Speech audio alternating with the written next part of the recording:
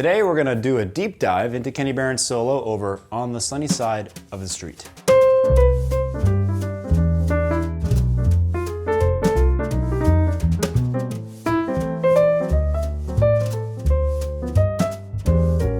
So how'd you do with the left-hand rhythms from last week? Did you take a look at Kenny Barron's solo?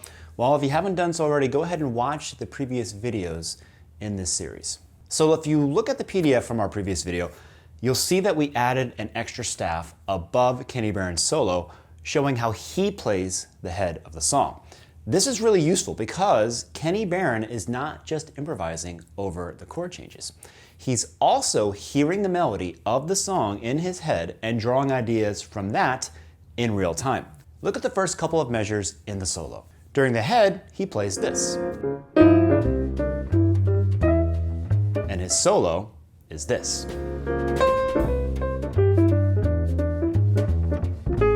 At first glance, they might seem completely unrelated, but when you take a closer look, you can see the solo is a clever variation. Look, what is the melody on the first measure? It's a 1-2-3-5 pattern over C6 that ends on E, the root of E7. And now, look at Kenny's line during the solo. It's the same 1-2-3-5 pattern that ends on the E as well. This is what the masters do when they improvise. They're capable of evolving a line that's in their head in real time. A great exercise to practice is to play the original and then the solo line like this.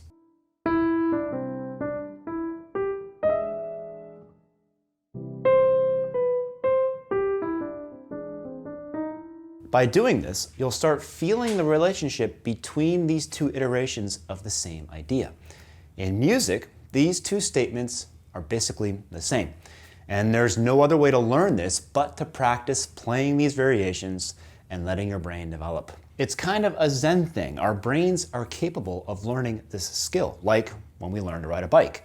No matter how much you study books about balance or how bikes work, you'll never be able to ride a bike until you actually do it. On the other hand, it's very useful to know some of the properties of these notes against the chords that you're playing. Kenny Barron knows very well that a 1-2-3-5 on the 1 chord works beautifully on the 5 of 6. Over E7, C is the flat 13, D is the flat 7, E is the root, and G is the sharp 9. All really good tensions or chord tones that you can play on a dominant chord, as we showed you in volume 1. And the same evolution happens on the next two measures. On the head, he plays this. And during the solo, he plays this. Notice in the head, we can clearly hear an F triad. And that's what he's playing during the solo. And on the B minor 7 flat 5, he basically plays the same thing. Again, I recommend practicing these two variations back to back like this.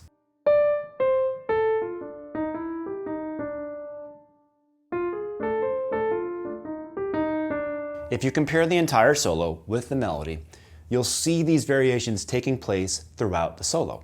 And in the places where Kenny is not drawing his solo from the melody, he's playing idiomatic phrases from the jazz vernacular, like in measure 48 on the turnaround where he plays this line.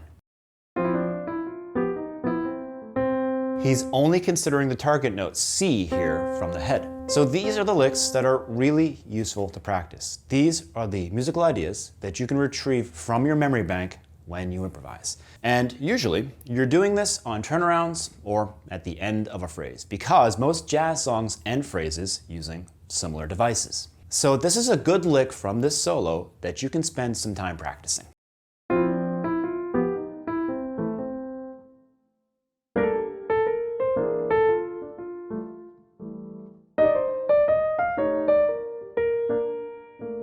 And finally, another nice lick to practice, well, something that's not actually a lick, more of a way of voicing a turnaround, is this.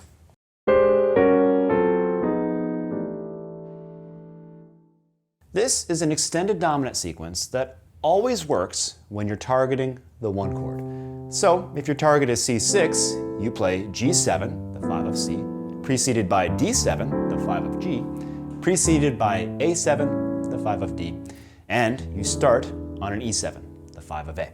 But the cool thing about Kenny's way of playing this turnaround is that on his left hand, he's just playing the guide tones. And in any extended dominant sequence, the guide tones descend chromatically. And you can extend these dominant chords with 1 or 2 notes, a fourth above your left hand, to get interesting tensions for each chord. And that's what Kenny Barron is doing here. So your final assignment for this lesson is to play in all keys like this.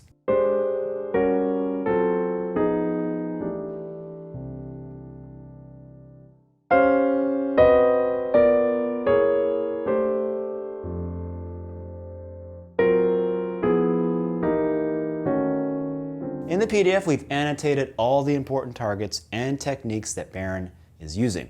And the PDF links to this video for future reference. So, if you're not a member, what are you waiting for? Go ahead and join us right here on YouTube. And now you can also purchase individual PDFs from our lessons without being a member on mDecks.com. I'll add a link to the PDF for this lesson in the description down below. If you like our lessons, becoming a member or purchasing our PDFs is a great way to help us out so that we can keep creating more content. Thanks again for watching. We'll see you next time.